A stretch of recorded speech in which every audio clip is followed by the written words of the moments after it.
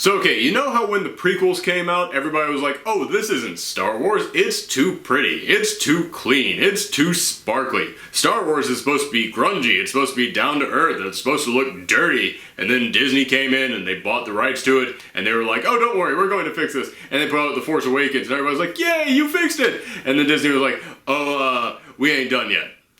I think they might have fixed it a little bit too well.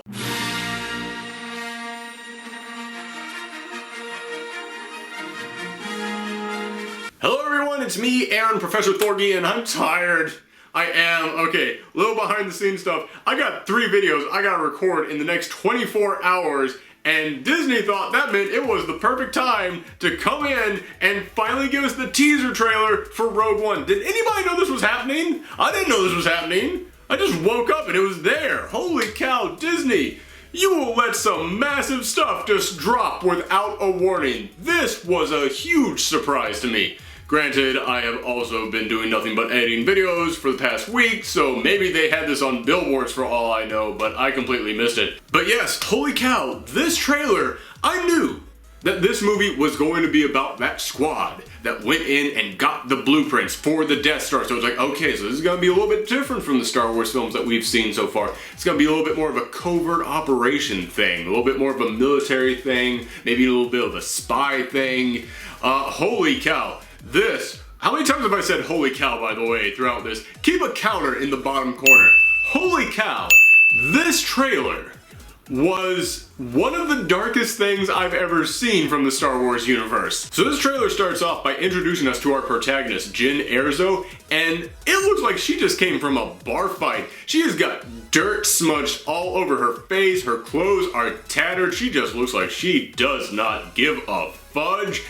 Teeth are still totally bright and shiny and clean. I know this is gonna be a weird thing to say, but there was a brief moment in which you just saw her teeth full on display, and they were the whitest teeth I've ever seen, and the rest of her is just completely covered in soot. And I was like, there's no like, you know, like layer of anything you could add there. It's like, is that some weird phobia that people have of anyone not having perfect teeth? That I know it's dumb, but that's like the one thing in this trailer that kind of took me out of it. Everything else in this is awesome. Just that one little thing. You can all call me an idiot for that in the comments down below. Anyway, moving on with the rest of this trailer. So it starts off with them reading off a list of all the crimes that she's committed, and I don't know why, but in my mind I thought that she was gonna be like some noble warrior for the rebellion, and granted, she's committing these crimes against the Empire, who are the bad guys. However, she has this attitude, and the way that she interacts with everyone else, it just let me know, it's like, no, she's not out there really for noble causes, she just does not give a fuck. She is a straight up rebel. Like all the other rebels, they're freedom fighters. They're out there doing what they have to do for what's right. She's like, no, I'm just here to take these guys down. And I was like, wow, instantly recognized as a badass. She looks awesome. And from there, we don't really get a lot else, I gotta say. This trailer gave us almost no information. In fact, if you did not already know from the plot synopsis that this was going to be about this team going out there to steal the plans for the Death Star, I could totally see someone watching this trailer is like, I don't know what they're after, but it looks cool. It's like, yeah, they give you just enough that you could figure it out, but even that, they're like, we're not gonna say the word Death Star anywhere in here. Large weapon, there you go, that's it. No mention of anything else, and you know what was great about this? They didn't have to. You could go into this never even having heard what Star Wars is. And this trailer just had that level of tension to it that instantly engaged me. And even as someone who has heard of Star Wars and has made numerous videos about it, even I was sitting there like, I don't know what that is, I don't know what that is, I don't know what that is, why is Forrest Whitaker here? But it all looked cool. Like, I don't know what that dude just standing there in the white clothes, I don't know what his deal is, but he looked evil as sin. But okay, let me just stop freaking out like a fanboy about this, and let me actually get into some of the details about what I loved about this trailer. And the number one thing that I loved about it was that this did not in any way feel like a Star Wars film to me. It didn't. And here's the thing, I love Star Wars. I do. I had always been pretty much a fan of it, didn't really care for the prequels, but then when Force Awakens came out, it was the awakening of my fandom, and I was like, oh shoot, I really am interested in this universe now. But When they announced that they were going to start making a Star Wars film every single year, I was like, this is a big galaxy. This is a huge galaxy.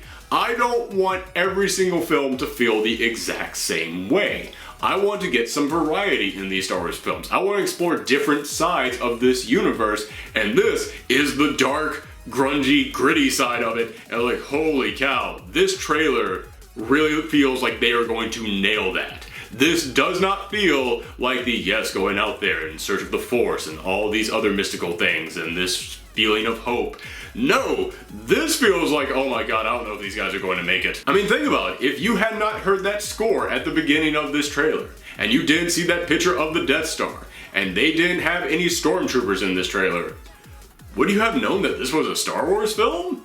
Maybe not, and I kind of love that. But I also love that when you think about the fact that this was a rebellion, and they were going on what was basically a suicide mission to get these plans from an empire that was so evil they built something that could destroy planets. When you think about that, it's like, this is exactly the tone that that kind of a mission would have. They found a way to go, here's a different tone for the Star Wars universe, and we're going to put it in a place where it fits. They didn't come in here and go, oh, we're going to tell the story of Chewbacca, and that's where we're going to make it dark and gray. No! They came in here and went, where do we put the dark and gritty in this universe? There, put it right in there. And speaking of showing off different sides of this universe, I love the moment when Donnie Yen goes up and he just starts beating ass with 2 sticks, and I was like, those are not lightsabers. I love seeing that because this is a huge universe. The lightsaber was only used by the Jedis. There are tons of people out there in this universe who can beat ass, and they have never even seen a lightsaber. I want to see all the different kinds of martial arts that there are out there. I want to see the different histories of how people fight in this universe. I think it's awesome that they are actually going to explore something like that. Just a little thing like that, just coming in and going, not everyone fights with lightsabers, and not everyone who fights is a Jedi. Just a little thing like that actually does expand this universe, and it does give it more depth. I loved seeing that. It was only a brief moment, but it said a lot to me. And going back to the tone of this film and how it's different, listen, this tone is very dark, but I'm not saying that the original films couldn't get dark. I mean, Empire was a very dark film. Heck, even the prequels, which everybody says was bright and shiny, that last one, it had some pretty dark moments in there. We all know what I'm talking about. But as you watch those films, you never really got that feeling like, oh my god, these guys aren't going to make it out of this. I mean, even when Han Solo was going down to the carbonite, you still held onto that hope that everything was going to be okay. And you knew there was another film coming, so maybe something's going to happen. Okay, we'll see what happens. But in this one, as I was watching it, that scene at the end, when they are running out of there, and you've got the AT-AT just sitting there, and it is blasting right at them. It was like, oh, about half these guys are not making it out of this movie. I do not know who is going to survive this film. I really get the feeling like easily half that squad that we saw in that picture, they are not coming back for a sequel. And that's something else that when I look at The Force Awakens and then I look at this trailer, it has me really excited for these upcoming Disney Star Wars films, is that the villains feel really threatening. Don't get me wrong, Darth Vader was of course threatening. Heck, even Palpatine back in the prequels was threatening. However, what were the minions in the prequels? Those little droids? No one cared about those droids. And we have all heard the jokes about the stormtroopers in the original films. Everybody has made those jokes about, oh, the stormtroopers can't hit anything. Oh, you don't have to fear the stormtroopers at all. They'll never be able to hit you. I love that they have come in and basically gone, we have to fix that. Because in The Force Awakens, when it opened up with them just forming a firing squad on all those people, that was a horrifying moment. But no one is ever going to make that joke about stormtroopers again. No, that was pretty disturbing. And also, like when Finn was there with the lightsaber, and then that guy comes in just screaming traitor, and he's got the electric billy club on him. It was like, oh my god, when did stormtroopers become badass? Holy cow. And when I was watching this trailer, and you saw that AT-AT firing at them, it's like, oh, I never actually stopped to think about how terrifying one of those giant things are. I mean, when you're flying around it in a ship and it just looks like a giant camel out there, then yeah, I don't care about that at all. It looks like a toy, whatever. You see that from the ground, and it is firing at your heroes. It's like, oh my god, these guys are terrifying. I love that these films are actually trying to make the stormtroopers a threat. So yeah, last year Star Wars ruled the holiday season, and looking at this trailer, I'm like, they are going to rule the holiday season again. I cannot wait for every holiday season from here on out for a new Star Wars film, and oh my god, I just realized what Disney's doing. Don't you get it?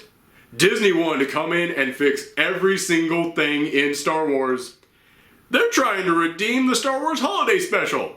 They want Star Wars to become synonymous with the word holiday, and they're gonna make it so that when you think Star Wars holiday, that whole little TV special with Chewbacca's dad sitting in that weird chair, that never once enters your mind. You just think about all the good new Star Wars films coming. Disney, you are brilliant! And before I go, one other thing that I absolutely love about this trailer is just how it got people's minds racing, because we didn't even get a full minute and a half of footage, and yet what we got was so intriguing. People have already come in here making up so many theories, and I looked at this and I was like, oh my god, all those theories could be true or none of them could be true. I am so intrigued by this thing. I got a lot of attention on my channel from a Thorgi's Theory video that I did, in which I asked who are Rey's parents and could Rey be the real chosen one, and I thank everybody who tuned into that video, and I especially thank everybody who stuck around after watching that video. Thank you, thank you, thank you. But I watched this and I was like, oh, I'm gonna have so many theory videos to make, because people are asking, is our protagonist Rey's real mother? Who's that dude in the white? Is he Emperor Snoke? Why is somebody walking on water, or is it just a really deep puddle? Oh my gosh, I don't know what is happening in here, but it all looks like it's going to create so many new pieces of the Star Wars puzzle, and I can't wait to start filling them all in. So, I thank you guys for listening to my reaction to this trailer. I am hyped for this thing. Let me know in the comments down below how you felt about this trailer. And if you want to see some more Star Wars videos from me, make sure you click on them at the end of this video. And if you like this or any of the other things that you see here on the Professor Thorgi channel, make sure that you share it all around the web. It is the best way to help out this channel. You guys have been doing that a lot lately, and I really appreciate it. So thank you very much. And make sure you click that subscribe button, because, yeah, sure, this thing is like 9 months away, but when it eventually gets here, I will be doing a review, spoiler talk, all that stuff. Thank you, everybody. Come back next time.